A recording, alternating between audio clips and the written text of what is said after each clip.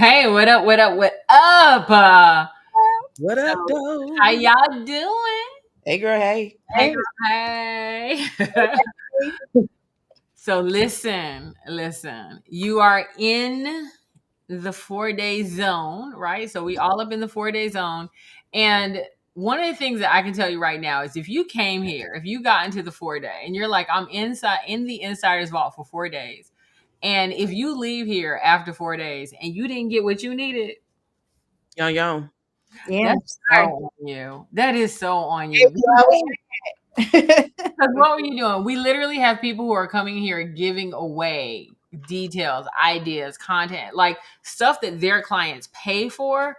We're giving it away for free. We're giving it away for free. And y'all know, I don't fuck Out of around. all the F words you use. You know that's not my F word. That one right there. So Right. absolutely not. So Absolutely. so No. let's talk about this. You know that you're an expert at what you do, right?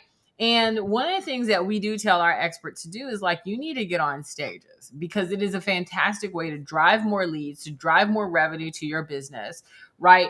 The biggest, the best, and the baddest end up on stage. And on average, over a year, if let's say basic, you're going to do about 10 speaking engagements. There's going to be about 250 people per speaking engagement. That's your basic average, right? So this means that you're going to do somewhere between 2,500 by 3,000, maybe even 5,000 people. And so for 45 to 90 minutes, you are Celebrity. celebrity. Pretty. What? Sashay. Shantae. They love you. They love everything you Oh say. my God, they love you. They love you. Strange, right? You are. And But they will buy everything you got. They will buy your bathwater and your broken glasses. But the question is, how are you capitalizing?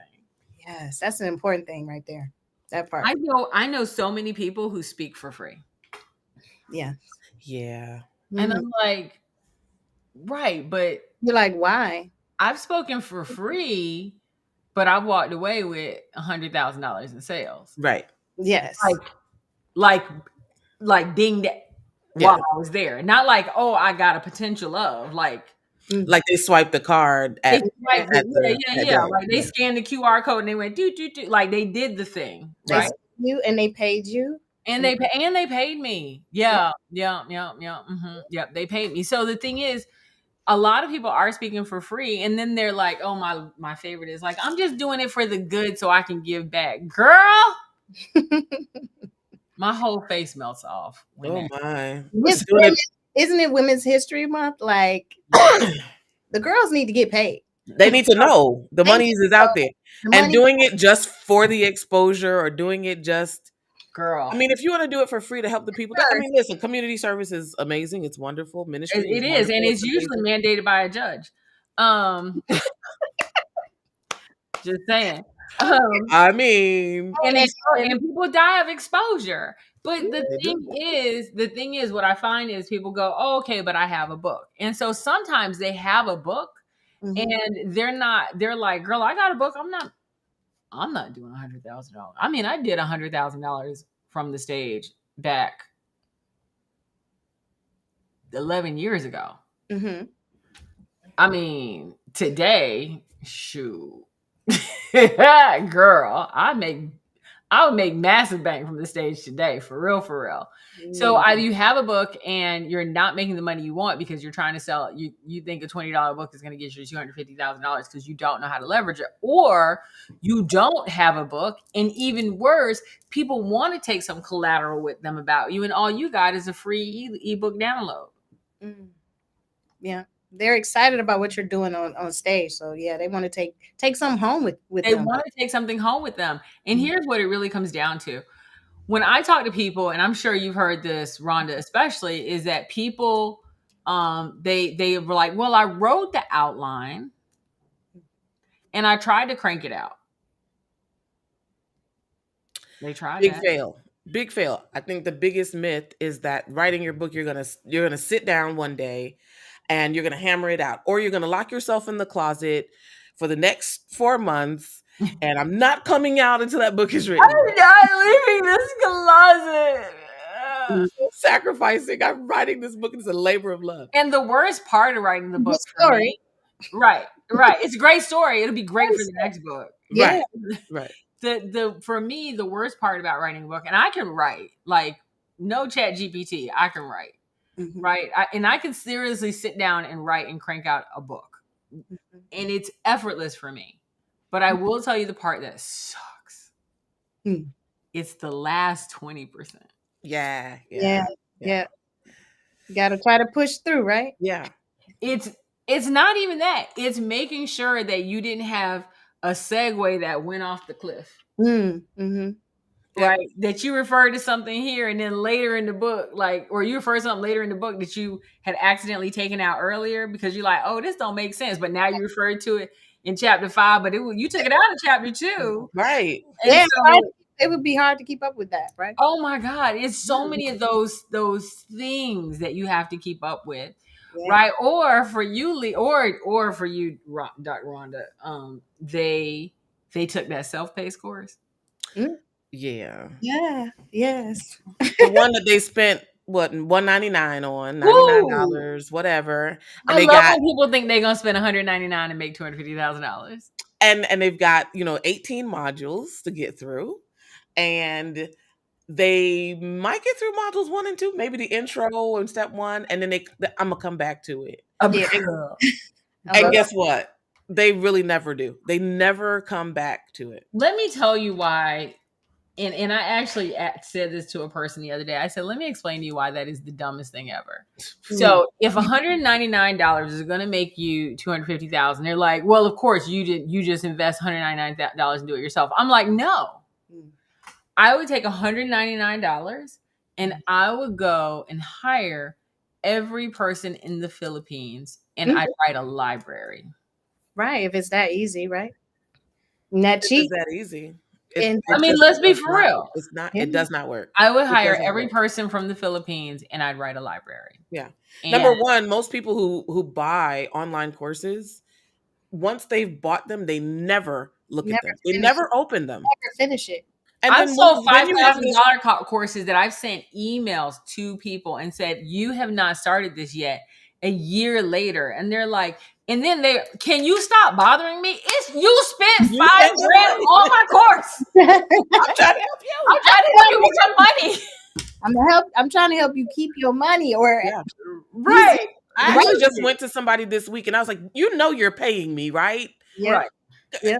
Hey, let's make some money. Let's make this happen. But a lot of times people get those courses, and because nobody is hounding them or actively pushing them to write, they get their access, they'll save that email, and 9 times out of 10 they never ever go through the whole course. Exactly. And then what were you gonna say, Lisa? I was just saying, I think the people that get through those courses, like who actually hunkers down and does it, they have a special place with God.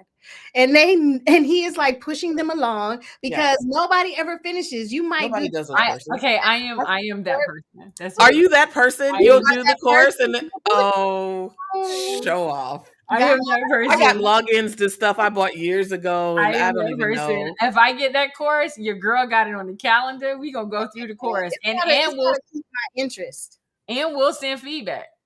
I love that. I love that. I mean, that's what ultimately, if you are really about your business as a coach, that's what you want. I mean, it's a way to make money, but you really do want people to get this stuff and change their lives with it. So I got some courses for you. I'm just glad I got a special place in heaven because I was wondering how I was gonna get in. Now I know. This is your ticket. This is my ticket. I didn't even know. I didn't know. Now I know. That's all I could murder someone as long as I finish a course. I am good to go. I am so glad to know that because there are so many bodies. That's hilarious. And then for Lisa, so now they finally wrote a book, right? Yeah. They wrote a book. Yeah, it's ready. And then they realized that writing the book in Google Drive or in Word does not a book make because it requires some kind of design. Yeah, you got to lay it out in a nice way that is welcome. Girl, they got that Amazon. They got that Amazon template. Yeah, they got the template, but that doesn't necessarily work. My Right? favorite part is and that low resolution picture that they won't put on. oh my God. Or it's Oh gonna my lay it out like everybody else's book. Like there's no flair. There's no. I love when I see the Amazon, when somebody got that little Amazon template, and then if you've been published, Yeah. like You know it. odd page goes here, not here. And Mhm. so when the title page, and you're like, I should always see a title page here, or when Yeah. to put blank pages, and then you're like, your title page, see how I can't see it. See, Yeah. like it's here, like I'm like peekaboo. See, like that. You put all your title pages Or and all your you have chapters start on the back of the page. That don't pages work. at the end. It's a bunch of blank pages because they had to make sure they had it an even number or whatever, and they had to fix it. Oh my God, Lay it's out. the best. Yeah. The best. Right? Or they tried Canva, they tried 99 Designs, or Even or their cousin Booney Hey, got that spot on Fiverr. cousin Booty. Right? Cousin Booney, because cousin Booney had did graffiti. Yeah. Right? Cousin Dude, she had did graffiti when she was in high school. Yeah. And then her boyfriend told her she was really, really talented. Mm-hmm. And so whoa, there you go. That's the sign right there. That little pop, that's what the sign. color was it? It was like neon sign spray. Yeah, like that. And she, and she used Comic Sans font on your cover. You hurting the cover, and she made your name by Lisa Noble, Comic Sans. Boom, fancy. Comic Sans is just fancy. It's the bastard. It's the bastard of the fonts, y'all. Don't ever use and then of course, and then they did all of that, and then you open the book, like they got this graffiti on the outside. She went and drew it from scratch. She's not really good with the hands though, so the hands a little crickety. But she drew. It was original though. It was original, but the hands a little crickety because hands are hard to do. Even AI got the hands right. Hard to do. AI will add like 5 or 6 more fingers. You got extra fingers. I go a little that way, but it's okay. She was a little crickety, but you wanted the support. Yeah. And now you wonder, and then you got Queen's English on the inside, and people are just wondering if you have multiple personality disorder, quite honestly. They're like, girl, what's happening in this book? What is happening? Yeah. And the thing is, this would be actually funny as hell if it wasn't real and so sad. No, it's so It is real. I can go ahead, Lisa. Sorry. I'm just saying I've seen it. I've seen it. Oh, I've seen it. Oh yeah. You pick up the book and it has been honestly from people I have been excited to read something from. And they are proud. They are proud. And I open that book and I go, what in the entire what is this? I'm like, what's happening? Are we enemies now? Doesn't that change your I don't know, the way you look at them? Absolutely. Because it tells me that you cut corners. It tells me that you did not invest in doing the bare basics, not even a proofreader. You didn't even get the paid version of Grammarly, because the paid version of Grammarly would have told you that is a phrase. You have a book collection of phrases and not complete sentences. So it tells me that you haven't even done the bare investment that you can put out a book that you're proud of, and that when people read it, they're not distracted by the typos and the errors and the bad English and the bad syntax. They're not distracted by that your message is communicated because it's well written and it's edited and proofread. It's telling me that your Rolex watch has 2 X's in it and 4 spires on the crown instead of 5. That's what it's telling me. and that they're not diamonds. Those are cubic zirconia. Those not. It's not a Rolex. Yeah, it's a Rolex. Yeah. You didn't even go for moissanite. You didn't. No, you went straight. You went for cubic straight zirconia. to CZ. Straight to CZ. Right. Here's the thing, though. You should be able to turn your $20 book into not only a badass brand, but big bucks and bank in your account. Like, that's really, really what should be happening. All right. So now that we didn't talk noise, because obviously we've thrown shade for a solid 15 minutes on the spot. I'm very proud of us. Yeah. And it was effortless. Like, it was like if there were an Olympics of shade throwing, we'd be fighting for the podium. You know what? We just all take it. right? think Because we're like, Like you can't sit with us. You like, can't. oh, I Point see of you're in second and third place. You tried to throw shade once, but didn't work 15 out minutes, baby. anyway. Listen. Let's talk about who we talking to. Lisa, will you please introduce yourself, my love? Hey, you all. I am Lisa Noble, your executive brand artisan, and I work behind influential entrepreneurs who are the face of their brand. And they're already a powerhouse in their industry. They use my Flaunt Your Brand formula and my agency to show up and show out in these internet streets, even Mm, if they don't have the time or the marketing expertise. mm, mm, mm, mm. So listen, and even if you do have the time, close Canva. Close it. Ooh, Oh, close it. Please close it. Please It's close for, it. it's maybe for inspiration, but don't write your book in there. Yeah, we're gonna just let it go. We're gonna be like, let it go. let it Let it go. go. Why we all start We're gonna have a moment. We're gonna ask you to let that go. Amen. moment of silence? Right. And the church said, Amen. Amen. all right. And then let's go ahead and introduce Rhonda. What's up? Hey, what's up? I'm Dr. Rhonda Alexander. I'm the founder of Soul Scribe. I work with people who want to write a book that they can leverage to make more money as speakers every time they get up to speak, even if they are speaking for free. I do that because I believe you should be able to tell your story and make a lot of money in the process. Okay. So I help you turn your $20 book into a $250 payday, which is why we are here. $50,000 Did payday. 250,000. You said 250. 250,000. We want thousands. Add 3 zeros. Okay, there you go. $250 $1,000 payday. $1,000 payday. Thank you I'm for like catching it. $250, girl, stop. Listen, You spent that no, at Starbucks the other day. Okay. And then my name is Donna St. Louis. I am the co-founder of Fire Savvy, and I am the person handling the Insider's Vault. And here is the deal. We are going to sit down and dish the deep, detailed, dirty dirt Yeah. in regards to books, brands, and big bucks. We are going to, and I don't mean this is high level. I mean, while we were introducing ourselves, since you didn't care anyway, you should have gone and gotten your pen and paper. Yeah. So you should be getting it right now, because in 15 seconds, we're going to do the thing. I'm going to ask questions. They're going to actually give you the deep details, right? And I'm not holding back. I'm asking the hard questions. I'm like, tell me more. It's I like I am. feel like I got to got us stretch. giving out our tips Yeah. and whatnot all for Yeah, free. I'm like, no, I need more. I need more. I got a book to write. So let's go. All right. Which is actually on my list. All right. So let's start on this. So the first thing we want to talk about is you want to create a book Mhm. that's not just a book. It actually brings your brand to life, and it drives big bucks and bank into your bank account. Now, one of the things that you say all the time, Rhonda, is that you're like, you have to write the right book for the right person in the right way. Yeah. And in doing this, the one thing you talk about is for the right person. Well, I know this is going to shock you, but in the United States of America, we still allow women to read books.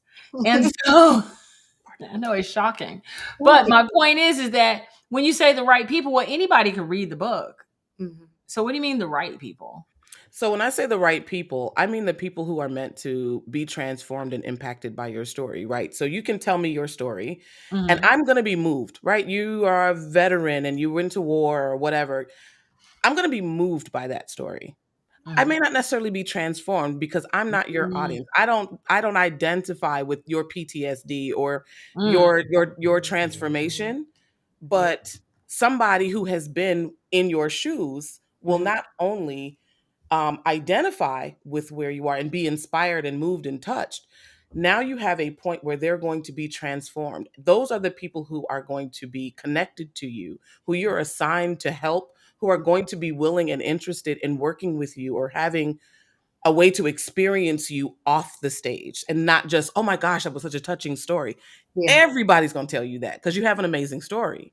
But Okay. the right people are going to be transformed. Okay. So before we go on for the rest of this, Mhm. right? I'm gonna give you three people.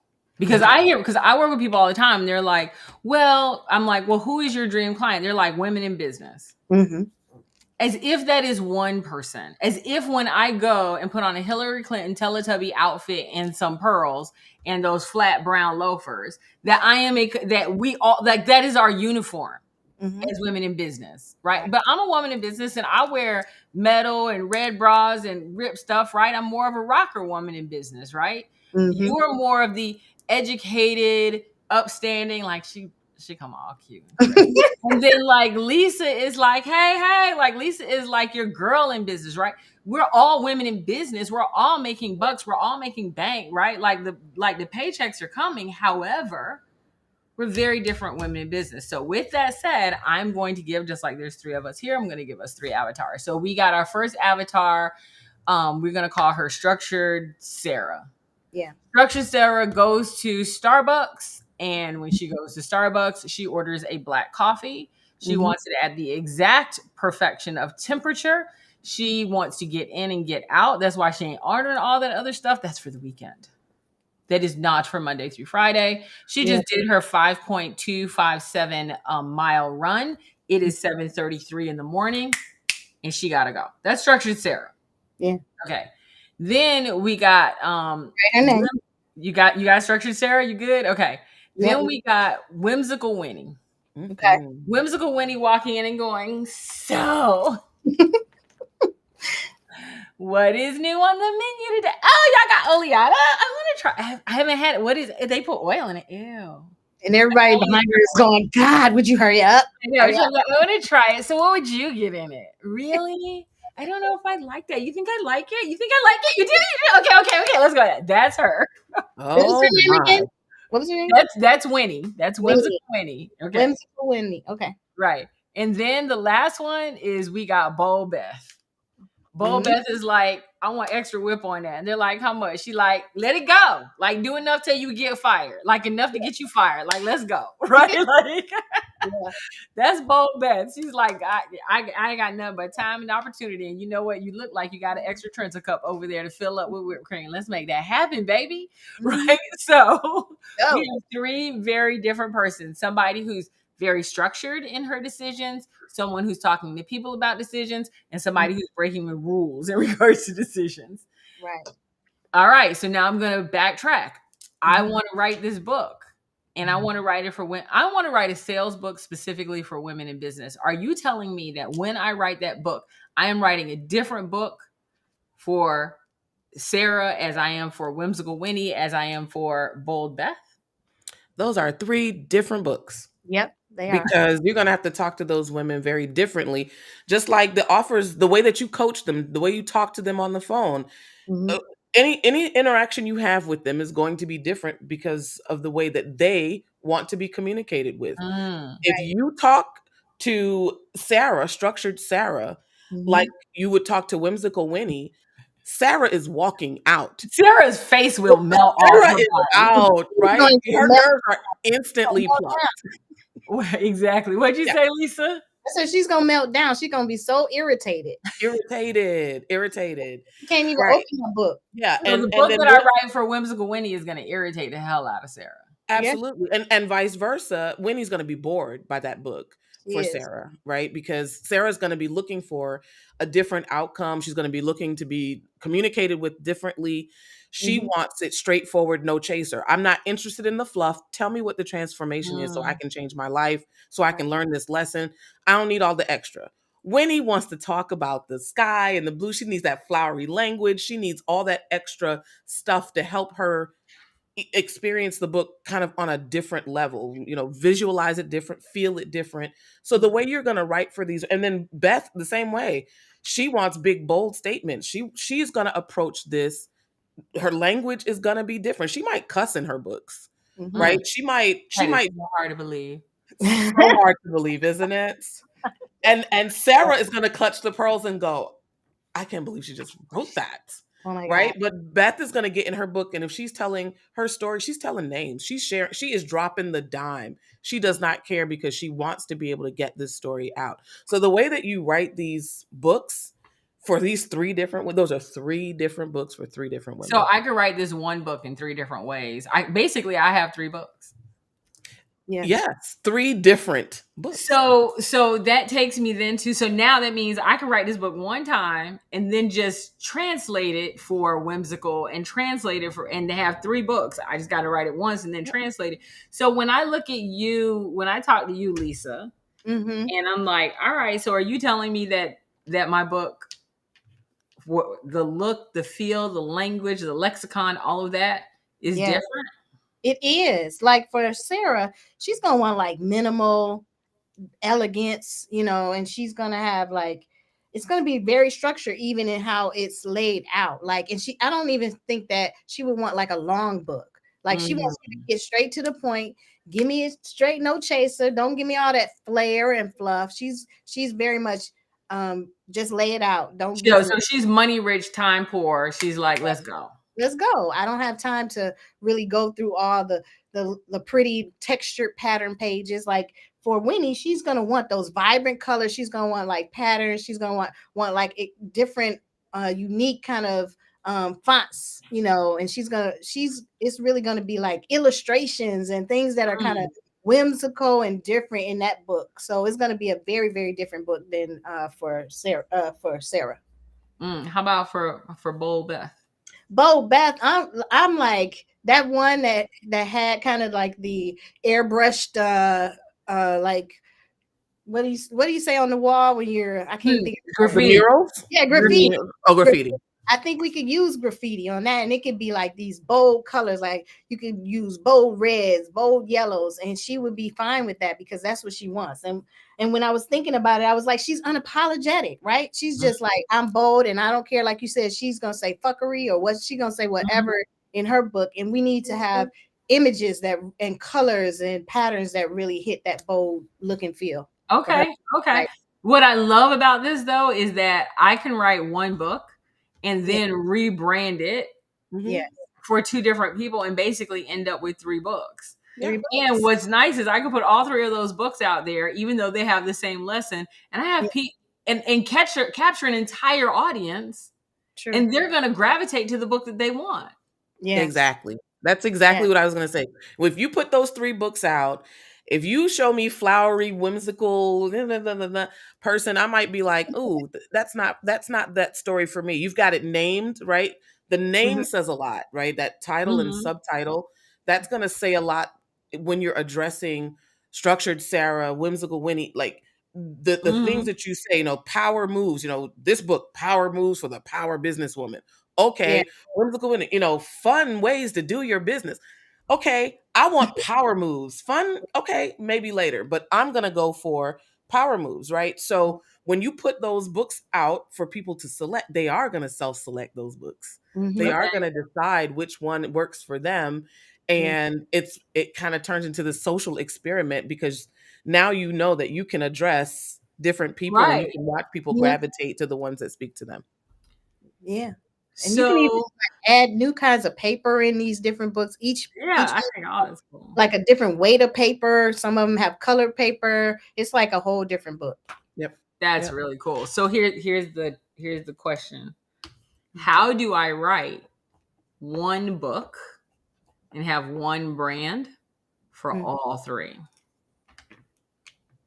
You can't. I mean, you can't. I mean, it's under your brand, but can you really have something that's branded for all three very different people? They're very different. They're gonna be like, maybe you have multiple personalities. You would have to act like you have multiple personalities because when you stand next to that book, you have to look like that book belongs to you. So what it sounds like is the client that I'm going for, whether it's Bold Beth, Whimsical Winnie, or Structured Sarah, right? That client probably should look something like me. Yeah. So that way the language that's in the book is my language and I'm not trying to translate my language into Sarah's language. Right. Because outside of ChatGPT, it's really difficult to do that, right? Yeah. As a person who is, my voice, when I write books, I tell people, I want you to hear me speaking. Mhm. When you read my books, I want you to feel like we're sitting in a room together and I'm talking to you. So my Mhm. my voice is very colloquial, really kind of laid back. Mhm. And so I want people to be attracted to that. That's not the same person as Whimsical Winnie. I'm not No. Right. all this flowery stuff, right? It's Yeah. not gonna it just disconnects your reader from you. So yes, I'm speaking to someone who looks, sounds like me, or who can appreciate the Mhm. way that I sound, right? They maybe we don't sound exactly alike, Right. but Right. my voice resonates with them. I'll say it that Right. way. Yeah, they can Well, appreciate it. right. So let's get into some tangible things right now. So I'm going to sit down and I'm going to ask this for both of you. I want to quote first, write my book. What are the first 3 steps I need to be taking? And Lisa, for you, Mhm. I want to I want to make my book look beautiful. There's some information that you're going to need from me in order for me to do that. What is that information? So I'm going to start with you, Lisa, Okay. and then when it comes down to I want my book to be beautiful, Yeah. what are the things like I'm going to come to you and you're going to go, this is what I need from you? Right. I'm going to ask you about what's the end goal? What should the book do for the person? And then who is this person? I want to see a picture of her. I'm going to ask you like is she black? Is she white? Latina? Does she have long hair? Like we are really going to paint a picture of her. We're going to give her a name. Like we're going to have a real visual of her. So anytime we are doing anything, the book, anything, we're going to have that visual and know like down to her Starbucks order. Like you need to know all these different things about her so that we know what. Right, because it matters whether she wants that coffee black and want it in and out, or whether she asking for all the whipped cream that they got in the store, or whether Exactly. she's like indecisive. Yes. Yes. We see those are 3 very different people. How Hmm. about you? How about free? So we know that they're going to need to be really clear on the goal of the book, and Yeah. then based on who that person is, the goal of the book, the person who's going to read the book, and then why it's critical for that person to reach that goal. And Absolutely. their personality needs to be in there too. So I would ask a lot of questions about them specifically. Right. Yeah. Right. Yeah. How do you connect to this person? Right. I think that part is missing so many times when I talk to people because they're like, I just have a story to tell, and then I'll go, to who? Yeah. Right. Who? Ooh. Right. So what do you? How about you? How about you, Rhonda? So there's a lot of overlap here, right? So the very first thing I ask is why are you doing this? Yeah. Why do you want to write this book? Who Mhm. is this for? What's the purpose of the book? And then what do you want your reader to be able to know, be, or do by the time they're finished? Mm. Right? So that is starting with the end in mind. What is the outcome that you want for this book? So we start with this plan, right? Yeah. And it starts out with really identifying why are we even undertaking this project in the first place? And Mhm. what is the goal? And when we talk about the goal, it's not just I want a nice book to put out there, but what is the transformation that you want people to achieve? That's first. Then you have to know, how am I going to get this done? I need a schedule. I need a plan. What am I going to how many times am I going to write? Mhm. Bless you. How many times am I going to write a week? Right? Am I going to write 5 days? And I don't do it because I've got, this neurospicy brain. I don't do it by time. I do it by word count because Oh. procrastination sometimes sets in when people sit down and they're like, I've got to write for 2 hours. And if you're like me, I can sit at the computer for 2 hours Mhm. and nothing comes out of that 2 hours. I can do that with design too. Like I can two sit at the hours. computer and be on and be on TikTok like this. Okay. All right.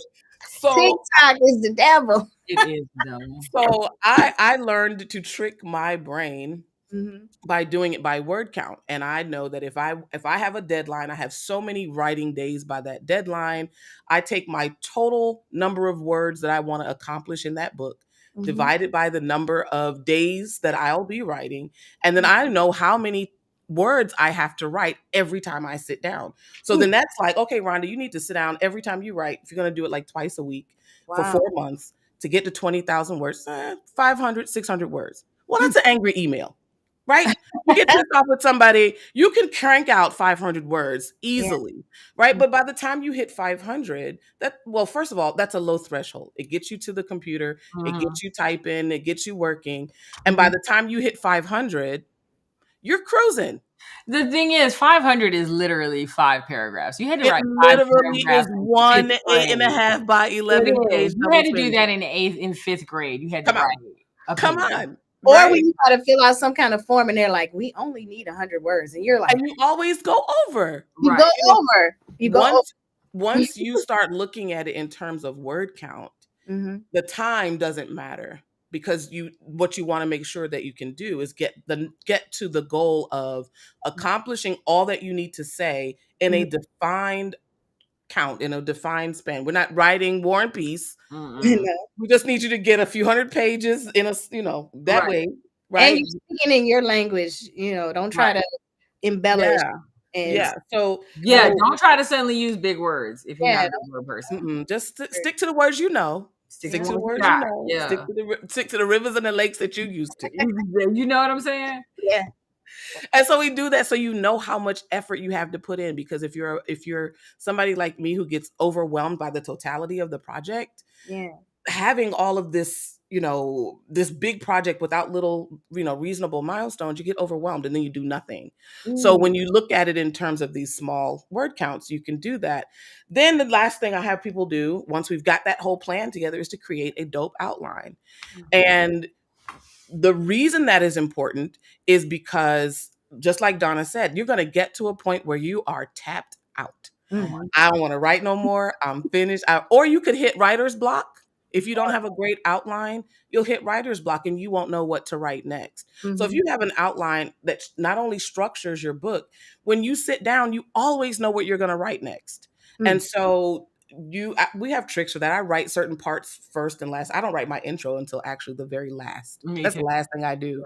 Mhm. So that makes that part easy, because then you don't start out, it was a dark and stormy night, Right. January 22nd, 1976. Right. But if you have a really, really great outline, then when you sit down to write, it's a breeze because you've done all the pre-work ahead of time.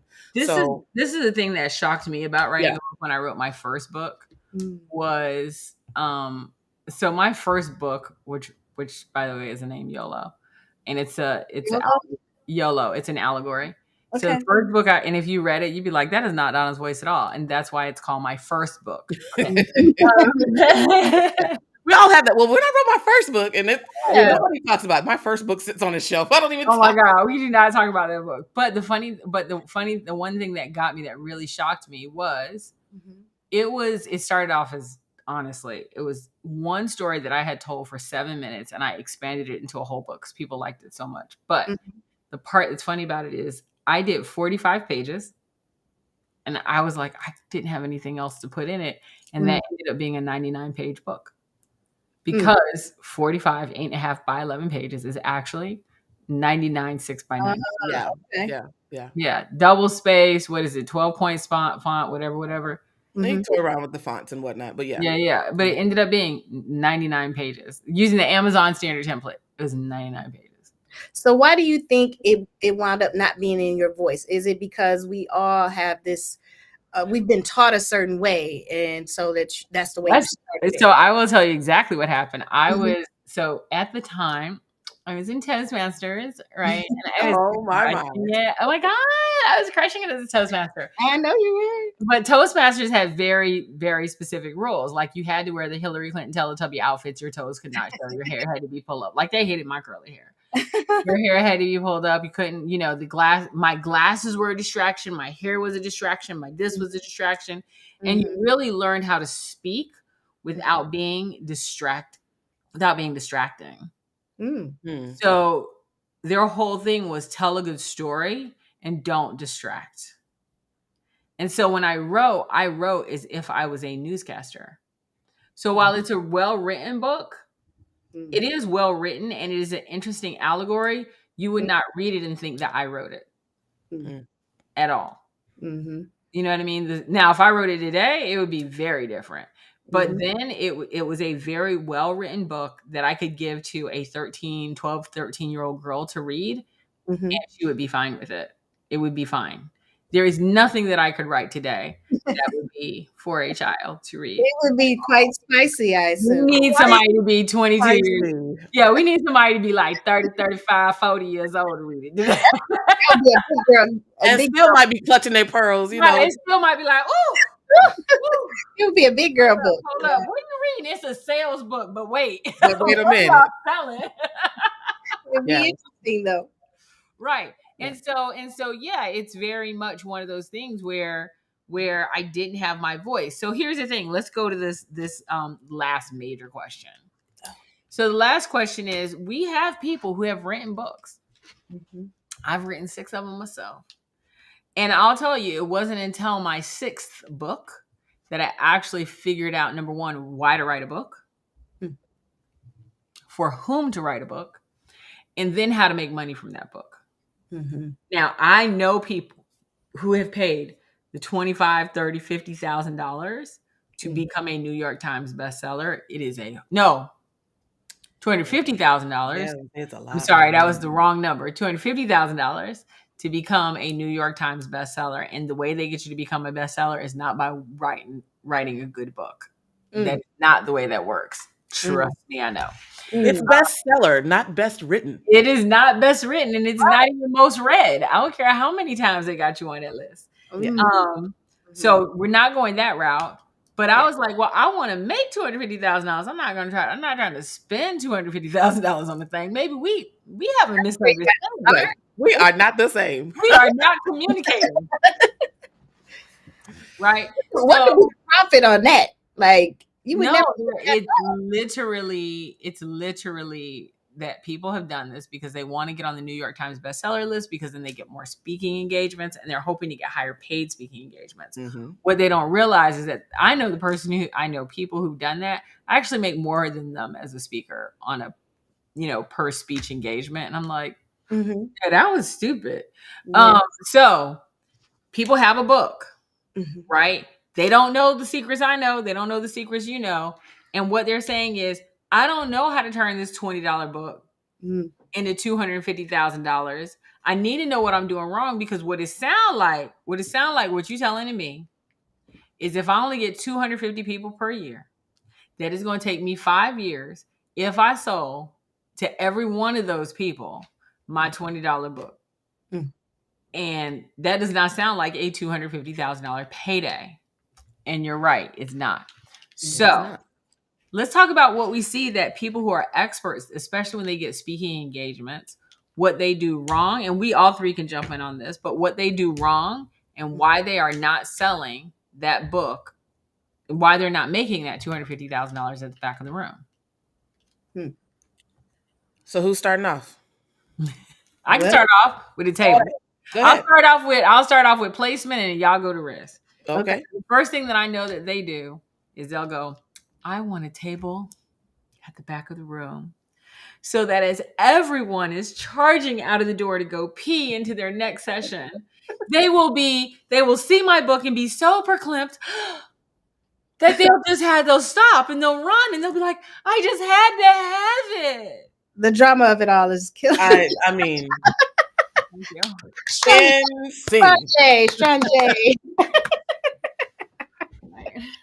So the first thing they do is they got their table in the wrong spot, because if your table is in the hallway, or if your table is in the back of the room, you are counting on foot traffic like you are Dollar Tree, right? No, ma'am. That is not how that works. No, do not put your table at the back of the room. Put it at the front of the room by the stage. But just because it's there, don't mean nobody gonna do it. So go Rhonda, go Lisa, jump in.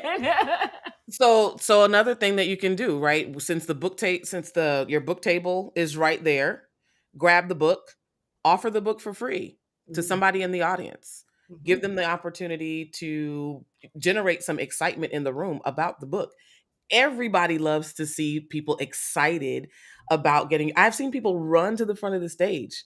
If I'm like, hey, who wants a copy of this book? I've seen people run to get the copy of the book. Well, then you didn't knock other people down. I love there's always a person from always in the back that like crawled over like everybody in her row. I'm telling you, I seen it with my own 2 eyes. But those other people who didn't get the free copy, they definitely now want to buy it, right? they want to walk away with that book to, because that's what people do. But at the end of it, I think people want to be able to experience you off the stage, right? They Mhm. want more of you. You said earlier that you're a celebrity for that 60 minutes, 45 minutes, however long you're on the stage. When Mhm. you get off the stage, what do you have to leave people with? They Right. want you in that moment. They'll buy whatever you give them. Absolutely. But your t-shirts, your little wristbands and your little lanyards, like that's junk. You've got to be able to give them something that is more substantial. So that's why we work with packaging your book with things that can be lead magnets for you, that can help you to bring people into your coaching space, help you to just give them more opportunities to experience you. One of the ways that we do that, and I'll let Lisa speak to this, is how we package the book, how we make the book look so that Yeah. it is ready for those premium experiences. Mm-hmm. Go ahead. So yeah, the branding of the book, that's the first thing that they're going to see, right? Making sure that it matches your avatar that we've been talking about, like these three ladies. It looks different, right? The colors are different, the fonts are different. They may be elegant, or it's more, high tech, or it's Arial, not Comic Sans. Don't do it. Those type of things come into play. Is it bold? Does the book really stand out? Is it going to jump off the shelf? And does the book match the person? Because if I'm standing up and I'm on stage Yeah, and I have a book that's for whimsical Winnie, right. she already didn't connect it with me from the audience. No, yeah. She's not all of a sudden gonna connect with this whimsical book. She gonna look at the book and be like, "That's a trick." Right, exactly. Yeah. It needs to look like us. We need to look like we wrote that book. Right. Yeah. And I was thinking about your using, having somebody come up and get the free book. Well, how do you get those email addresses? Then you use an app that grabs it and does like a poll, and then you see who won, and then you give them the free book. But yeah, you got these email addresses already from the stage. Right. So let's gamify it a little bit, because people, they've been bored, they've been sitting for a long time. Let's give them some kind of entertainment, as well as your table, right? It needs to be branded. Let's make sure that everything on that table is branded and it really stands out. It's already at the front of the room, so you don't want it to just be a black tablecloth. Let's put our brands on it. Make sure the colors match you. See my face.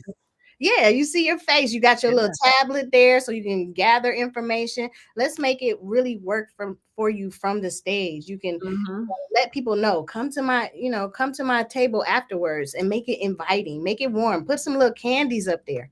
Bro, they love candy. They love the candy. I mean, it works for everybody, because I know I've gotten more grown-ups. I'm like, come here. With candy. Coming up with some breath. Right. Have some candy. Yeah. Every element that is on there, make it work for you. The book should match the table as well. Right. Absolutely. And the other thing that I'll say is, in regards to having the psychology behind having your table at the front of the room, is that as someone's walking out past your book, you're going to have people who literally walk up and go, and throw your book back down on the table, which sends a signal psychologically to the people behind them that is trash. Right. And so while you're like, oh, I'm trying to get all these people, I'm trying to get foot traffic like Dollar Tree. No, what you actually want to do is put it at the front of the table, because what people want to do is they want to talk to you. So you're going to do a whole encore presentation at the front of the room. And what happens when you're walking by and you see a bunch of people gathering? All of a sudden, like, what are they doing? Right. Even I've seen people like start walking out and then see all the people at the front and go, well, wait, and they come back. Right. Yeah. They turn, because you know why people, what we like to call them? Nosy. Yeah. Nosy. And we're gonna capitalize off that nosy. Absolutely. Yes. They want to know Capitalize what's off that happening. And make sure something's happening. I tell people all the time, you should be giving a full encore presentation at the front of the table. Yeah. Room. Because people in that moment, they want, it's like, you people pay thousands of dollars to take a picture with, Usher or whoever, right? Absolutely. Because they want to be able to say, I met her, I took a picture with her, I talked to her, I touched her, right? I know her, right? I know her. She wrote my book. She signed in my book to me. Yeah. Right. And take pictures with them. Have your retractable banner that has your information.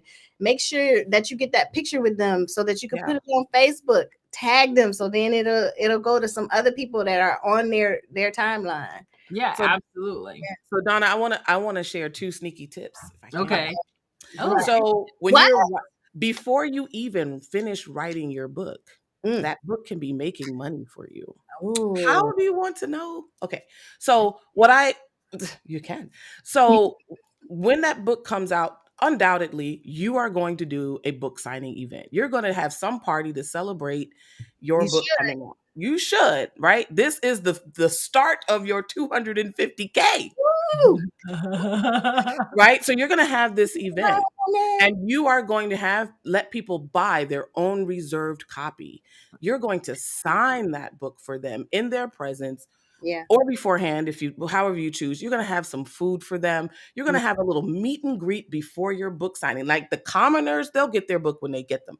But these VIPs, they're going to buy an opportunity to listen to you tell your behind the scenes, to listen to you talk about how you wrote this book and why. And you have that one-on-one or that one-to-group transformation with them in that little intimate setting. They get some little refreshments to nosh on and all of that. Now you've created this experience where they feel like they're a part of this movement, not just that they bought your $20 book. Now they're connected. I was there when she launched that book. It was so beautiful. And what did you pay? I paid $249. I paid $500 to be in the room, and I got a reserved copy. So now your book just went from $20 to a $500 per book sale, right? That is one, and you sell that before the book ever hits your hands, right? So that's one great way that you can start making money off of that story before you even have hard copy in your hands. The second thing, once that book comes out, you can start now creating workbooks or creating book groups, book clubs, or exclusive group coaching that the book is the center of that coaching. So whatever your methodology is, or whatever you're sharing in that book, whatever your transformation is, you're telling people when you get off that stage, hey, you loved it, you love me, I love you. Let's all be in a group together and talk about this book and transform together. And you get to have additional impact, but the people get what they really want, and that's more of you for longer.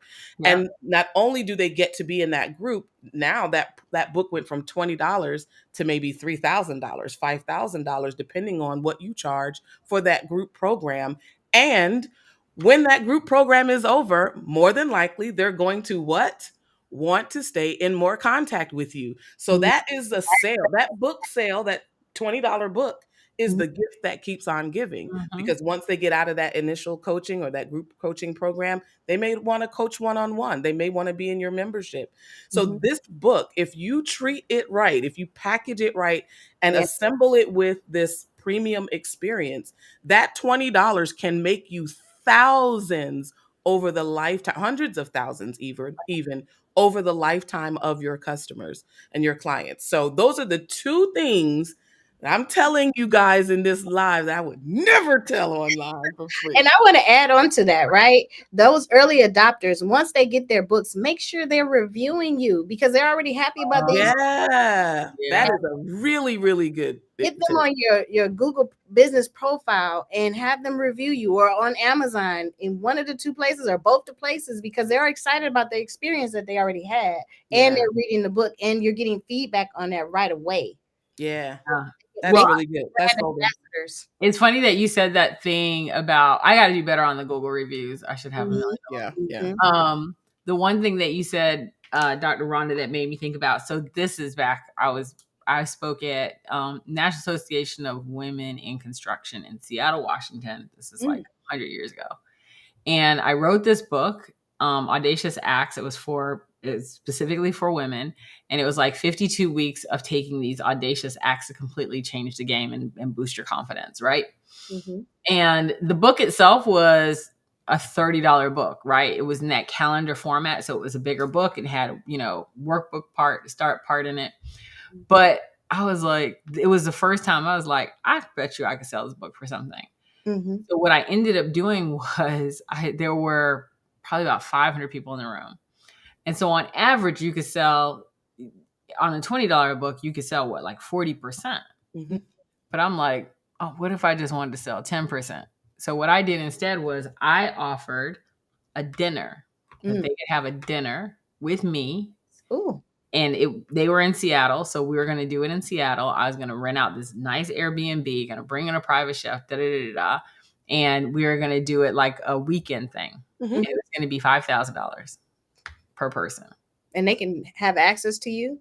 They can have access to me for that weekend. It was going to be $5,000 per person.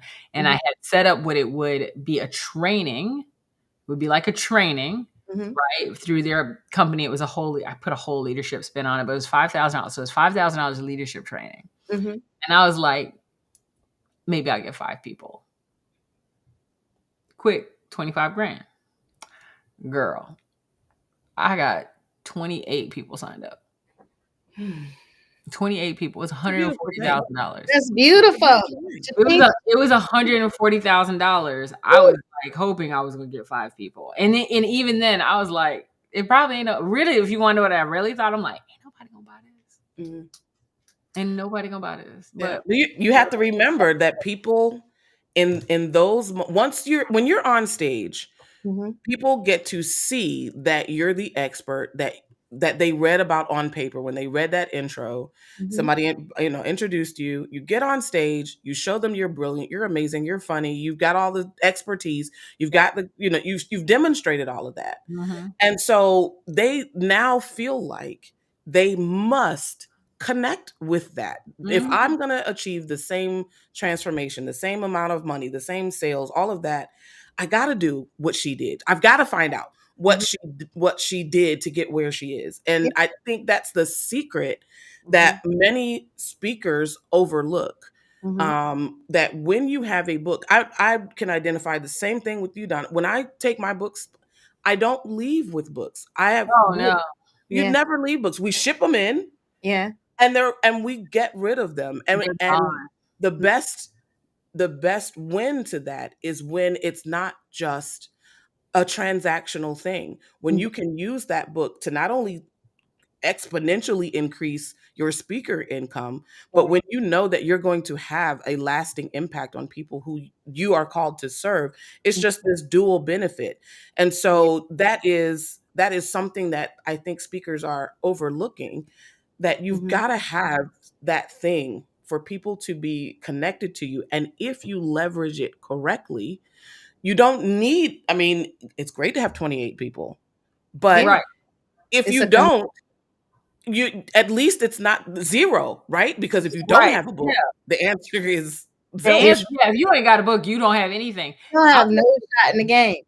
I'll tell you this other thing I did, and it made me think of Lisa, is from a design perspective. So the other one that I did like that first one, I was set up. So I was like, let me make sure I had, those little Nike backpacks when people are going to carry their shoes from the store. You know what I'm talking about? The Nike bag, the little drawstring bags. Drawstring bag. So I had the drawstring bag. I had it looked cute. Like I did all the things to make it look cute. So it looked like, oh, this is $5,000 worth of value over here.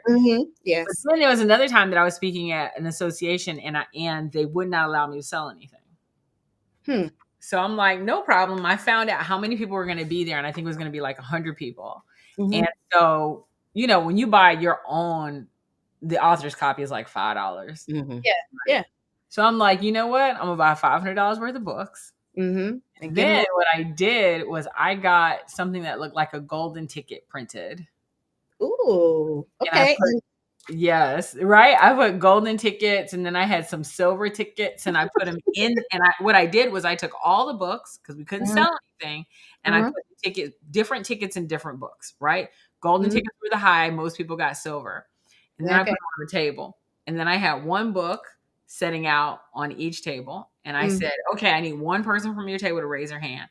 I said, I need this person to be a volunteer. They raise their hand. I said, okay, I need you to put your hand down and reach the book in the middle. You reach to the book in the middle, hold it up, make sure everybody got one. Great. That is your book. Okay. Now, for everyone else, your free book is located on the table over there. Look at pew, pew, pew, pew. So I'm like, it's perfect timing. So your free book is over there, and people literally got up and rushed over there. And I said, and in your book is a golden ticket or a silver ticket. Mm-hmm. Golden ticket What's gave the them golden ticket? 20% off Oh, of my $5,000 program that I wasn't allowed to sell. And the okay. silver ticket gave them like, I don't know, like 20% off or 15% off of a Mhm. program. Right. Okay. And so then you have these people, or I was selling a $7,500 program and a $5,000 program, and they got 20% Mhm. off of each. But the Okay. fact of the matter is that I'm like, I just want to make sure that everybody got their tickets. I Yeah. made so much damn money from that chapter, And and I it's was like, I'm telling you, the gamification of things, people love a good game. And they're Mm, bored. That gave them they're yeah, something. bored. yeah. They're bored. So having those golden tickets were like the gold Mhm. and silver tickets. I'm like, I ain't gotta sell. I mean, I won't overtly sell anything, but that does not mean I'm not gonna I make gave any it away free. money. I gave it away for free. I did. I said I gave it away for free, and what you're gonna find is your gold and silver ticket. Don't even worry about it. We're not gonna talk about it now, but just keep in mind that you either got a gold or a silver ticket. And Mhm. I'm like, and if you're like, oh, the gold ticket's not for me, but somebody else wants it, swap. Wow. And let me tell you, people were like, I want to get it, right? Yeah. Seriously. So Because listen, I mean, like Lisa said, you took advantage Mhm. of what people love. They love winning. they love They love winning. free stuff. Love winning. They're competitive. If you're doing this in a corporate environment, that Mhm. is perfect because you're Absolutely. always gonna want, why did they get gold? I like gold. Gold, the gold standard, right? So Yes. now you've turned the purchase of this item into Mhm. a game where you benefit. Mhm. Right. Yeah, And and it's, people are it's so still, excited. yeah, Yeah, it's still absolutely. part of your branding because they'll always remember that and think of it with you. And So you know Absolutely. what? It's so true because that still happens because people, mhm. that was years ago. And this one guy goes, that was like the best Yeah. non-sale sale that I ever saw in my life. Yeah. He told me, he goes, I've used it like 10 times. I always think about you when doing that. Mhm. But here's the thing, as a recap, for you watching, you are speaking and we're literally giving away like, here's some ideas you can go use right now, right? Because you are speaking and you try to do the things to sell a lot of books and you tried even the 1 cent Amazon trick so you can get that stupid Amazon sticker, Mhm. right? And what's happening is you're leaving money on the table, but we're showing you that you can turn a $20 book into a $250,000 payday. Yeah. Do you have to program? Yes. Do you have to have a badass speech? Yes. Do you have to be able to communicate and connect with your audience, have a book that does that? Yes, because we're not thieves. Mm-mm. We're Right. actually trying to make people understand that you can get value and you can deliver value, but you can also make money on that value. Because I've seen people literally stand in front of an audience. Rhonda has too, saw it recently, Mhm. deliver amazing content and have zero offer and then say, I'm just doing it for the good. Does your mortgage company know that? I mean, Like, This does is your mortgage look, company know? let me give you my program. Like you yeah, talk and sell my stuff. Right. Something, something. something. Right. Exactly. But You can make an impact and still make bank. exactly. You can. Exactly. So Rhonda, I know people do this, but is it their fault? It's not their fault. It's not their fault. It's so not their fault. It's not their fault because there's so much junk out there. Mhm. There's so many distractions. There's so many people that make you think you can do it yourself. Yeah. Or they're like, try it, write this way. Or you've got to Mhm. have a little book. You've got to have a big book. You've got to have, like, there's just so much noise out there. Yeah. It's absolutely not your fault if you feel like, I don't know where to start. I don't know what to write. I don't know how to sell this. I don't, like, if you feel completely in the dark about this, or flustered, or overwhelmed by it, it's absolutely not your fault. Yeah. It can happen to anybody, probably most people. And it's the same for design. There's so many people, even coaches, that are saying, just go to Fiverr. Yeah. Just go to 99 Designs or these other places where they really, unless you know how to give them the information that they need as far as who that person is. Like we talked about these 3 different people. You have to really give them like a whole avatar, a persona, and they're just trying to get that dollar as And fast. you got to know how to hire the right You gotta- branding person. Yeah, you got to know what questions to ask. Yeah. You really do. You really do. I mean, I've talked to people who they're like, okay, you pay us $150 Yeah. and we're going to go and get this book written for you. And here, and you get it back and you're like, what is this trash? And it is trash. It is absolute trash. And it's just something somebody threw together to be able to say, I have a book. Or they dropped it in Chat GPT and they're like, well, now I have a book. But is that something that you really want to put your name on? Like, No. And it's just not. the thing is, I know how they feel because I remember my first book. Like I said, my first book was not my voice. The cover was peach colored. Oh, this red. Donna and Peach. She is a red girl, y'all. From the glasses to I mean, It was the peach. bra. It was peach. It was peach. it was peach. Okay. All right.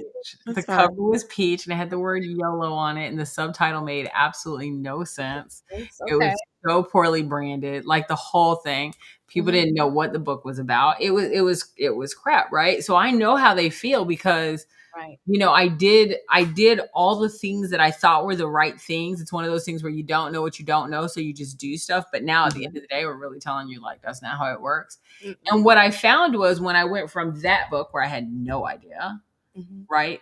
And that book made like very little money, if any, to the book, The Six, which was written back years ago, like 2016, 17 at this point, right? That I found that when I used an expert, when I use professional, so it won't surprise you that the cover of that book is black, red, and gold. It doesn't surprise me. Probably not surprising at all, right? Not at all. That 100% sounds like my voice. That there are actually secret. There's actually a secret number on the cover of the book that most people don't know, and I use it all the time. It's 6IX, right? Like there's all this stuff, and then people are like, "Oh my God, there are Easter eggs in the book." But then when they're like, "That makes sense for you," that of course you made Easter eggs in your book, right? Yeah. Whereas my first book was nothing like that. My last book is where I made a whole bunch of money. I got really, really smart about, hiring the right people, writing the right book, writing it to someone, making sure that everything that you've talked about, that book has made me millions of dollars. And it doesn't have that stupid Amazon bestseller sticker on it. And imagine that. It will never be a bestseller on anybody's list, but it has made me 7 figures for sure because of the way I've packaged it and branded it and did all the things. And then when I say let's just be clear, I did not do this myself. Right. It was a qualified professional that was like, no, I got you. Yeah. Right. Yeah. And they asked you the right questions so that they asked me the right questions. And and actually when the book was written, wanted to read some of the things that were in it. And I had someone just like Rhonda who was like, let me help you write this book and make sure. And there were things that had literally fallen off the cliff that they're like, you said this over here and you was going to come back to it. And lo and behold, poof, can't find it. Right. Yeah. So that has happened. So this is the thing though. People are going to have certain beliefs. They're going to say, yeah, Donna, I get that, but that's you. And now we hear this. So now we can still go do it ourselves. So the first thing they're going to say is, but I know that I see people get that Amazon bestseller status sticker. Yeah. That vanity sticker. And yeah, of course they're making money. I want to beg to differ. Why is it that when they get that sticker, that book sold for a penny? Or it's the best-selling book. You wrote a self-help book, but it's in, dog children's stories or something. Right. It's in some obscure category. It can be so bought and it doesn't make a difference to your reader. They do not care. When I wrote my my second book, Your Life's Calling, which is my signature story, that's the one that has made me, it's kind of like yours, your last one. That's the one that's really done it for me. When I wrote that book, I was so worried, so concerned about, can I get to Amazon bestseller? How can I make it happen? And then I realized that there are people who hit Amazon bestseller maybe 6 months to a year ago who are not making any money off of that book at this moment. They're No. making $0, but they Mhm. have that, she's an Amazon best-selling author. Okay, but as a reader, do I care? Not really, because you can game the system. It doesn't mean that it's a well-written And book. that's the thing. A lot of people know you can game the system, number one. Number two, do Mhm. you know that people aren't actually searching for that? Like, I'm going to go to Amazon and find out who the I best mean, sellers were I'm so I going can through make the bestseller list. okay. I'm going to read a bestseller today. You They're not doing definitely that. have to figure out the categories and things like that. Like you said, they can put it in obscure, but the people who really need to read it, that one of these three people, they're not searching for They're it. not looking in how to clean your dog's anal Yeah. glands for a sales. They're not. Yeah. And what happens is because it seems so much more attainable than New York bestseller. You want that bestseller.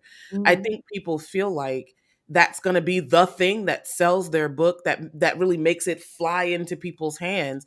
And Mhm. so we have these coaches, gurus, who are marketing, I can turn you into this bestseller. But they're Mhm. not telling you that, fine, once you get to that milestone, then what? Then Yeah. what? Because even event planners don't hire because of that. Mm. And you I can still tell you that right Well, now. then what? So Yeah. really, it sounds good in your bio. She's an Mhm. award-winning author. She's an Amazon best-selling author. That sounds great. Sounds does not pay for this light to stay Right. on. Yeah. Mm-mm. Okay. You still have to get on those stages. You still have the work to do with Yeah. your social media. You need to have the brand to be cohesive and consistent across all your platforms. You still can't have that look a hot mess, because those first time people that come to your website, they can be turned off by So wait, are you telling me, because a lot of people believe, well, it's a lot of really great templates on Canva. I can't just get one of them templates and Leave the templates alone. Yeah, leave the templates alone. Just think about it. You want something that is uniquely you, that shows your authority, that shows what this baby that you birthed, and it doesn't look like anybody else's baby. You want it to be just yours, Yeah. and you want it to stand out on that shelf, because if it's on the shelf and it look like this one, then it's not going to stand out. People are just going to walk past it. Think about this, right? You go to a party and Mhm. you're in this amazing dress. You're Mhm. banging in this dress, right? Yeah. And in walks somebody who is With wearing damn the dress. exact same dress, right? Even if it's a different color, it's still the You same still know, dress. right? You still know. Imagine that happening on a shelf, right? I Mhm. come in, I look at this book and I see this cover. Okay, that's nice. And I walk around to the other side and I'm like, is Mhm. this the same book? Like, did they put this Right. book in two right, because places? that's what it looks like. Yeah, Yeah, it same looks book. like there's a mistake here. So now Mhm. now two things have happened. I can't differentiate you from that other book, but now I know y'all was on Canva. Y'all used a template. And so now Mhm. I'm like, okay, this person has cut corner. Now I'm making all You these cut kinds of corner now, judgments. because if you cut corners there, I definitely am not gonna open the cover. Yeah. Yeah, Your it makes book you is he be and look she at it be in. That's what's in your book. I know. Yeah, He be doing that. That's how you write. he be doing it. He be doing that. And see, the thing is, what I really loved about this is that most people think that they're going to sell their way Mhm. to $250,000, $20 books sales at a time. And Mhm. quite honestly, that's 12,500 copies of your book. Mhm. Even if somebody bought a copy a day, you are years out. That's a lot of books. You are baby. years out. A That lot is of a lot of books. talking. Right. And so here's the thing. You can have 100,000. Listen, I used to never speak for free before I got a book. Mhm. Now I can stand on people's stages. I can speak for, less than my premium rate, which is what corporate pays, right? But I can speak for associations now, as long as they have my audience, because I know that I have the ability to sell a $5,000 package, a $25,000 package, and a $50,000 package from stage because I have my book. Right. Like, I know I can do that. Exactly. And you know who your person is too. And I know Exactly. who my audience is, and I know that I have the right brand. Like, everything matches. Like, if I held my book up, which I know is going to shock you, I don't even have a copy. But if I held my book up and was sitting right next to my face, you go, that's definitely Donna's book. Yeah, that's Donna's book. It looks like me. It's edgy like me. Everything about it says it's mine. Mhm. right? And even if you didn't see the name, and I held up 2 books, you would know which one was mine. Mhm. That's what it really comes down to. If you're a speaker and you don't have a book, or you're a speaker and you do have a book, your book is meant to be a payday. And again, I'm going to go back and remind you, I was a person who I'm like, I don't get it. I don't even read books. Why do I want it? Then I got one and I'm like, oh, they're not going to read them? Mm. Then I know you think it's about them reading them. They're Mm-mm. not. It's not about them reading the book. Yeah. They just want to have it with your signature in it. And if they happen to read it, great. Mhm. But quite honestly, they just want to have it. Mm. And they want to take that piece of you home with them. Mhm. Anyway, that's all we have, ladies. So if you want to talk to Rhonda, if you want to get more information, if you want to ask her for like if she got any juicy like lead the collateral or something, like And look, she does. You know I do. got like I got like little cheat sheets. I got. just go to meet with Dr. Rhonda and slide in her DMs and say, give me that cheat sheet. Right? And then Gimme. of course, give me. Gimme. Yeah. And then of course we have Lisa. And if you're like, okay, my favorite is why don't you just send Lisa a DM and ask her, just say, hey, is my brand busted? Oh, It's like gamification of your brand. just be prepared. I'll Be tell you the prepared. truth. I will tell you. I'll tell you the truth, because I can't tell you how many people I send and go, they're like, what do you think this looks like? And I'm like, I think you should talk to Lisa. Because I'm trying to be nicer this year. And so And she let me be the bad guy. The bad guy, I'm right, gonna right, send right. you over to It's a setup. somebody who's qualified to answer your question, and we're not just gonna go by my opinion, because my opinion is damn. And the thing is, I've seen people, by the way, in saying that, I've seen people that have spent thousands of dollars, tens of thousands of dollars, putting together an extremely elegant, high-end, oh, it's all the gold and the black and the platinum and da-da-da-da. Yeah. And then you meet them, be like, Yep. that's That- your brand? And they so sister girl. Bad. Oh, Bad. it drives me insane. It doesn't match them. And that brand looked like somebody else's because they saw somebody who was successful, they think. It looks exactly like that. Exactly like that. I've seen that. I'm Really like, all unique they did was take their brand and copy it and and I've seen it over and over and over again. They are a copy, a paste, and a repeat. Yes. And I'm like, and the funny thing is when this happened, I looked at the person, I'm like, that's your brand? Mm-hmm. I would have never guessed that's your brand. You are nothing like that. And they're like, yeah, but that's who my clients are. That's what they want, but you also That's what you think. yes, but you also have to get your styling up to that same level, right? You got all this high brand luxury looking brand, but I'm like, your yoga pants with your high top Converse are not. Listen. Oh man, I know we're over time, so I can't share my story, but I got a story for that. Y'all slide in her DMs and tell Out of her my you DMs. will I got a share story that story happened on the just live. yesterday. Just yes. yesterday. Oh my gosh. I see it all the time. It's crazy. It's Actually. crazy. Yeah. Yes. Anyway, that's all we got. Make sure you slide into Lisa's chat. Go do a coffee chat with Lisa. Yeah, do a do a coffee chat with Dr. Rhonda. They're actually nice people.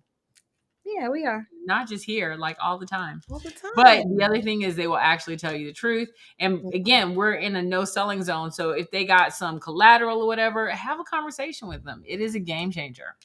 Anyway, thank you so much. It was great to talk to you ladies. And listen, again, y'all get on with them. They know what they're talking about. They wouldn't be on here if they didn't. Talk to you later. Bye.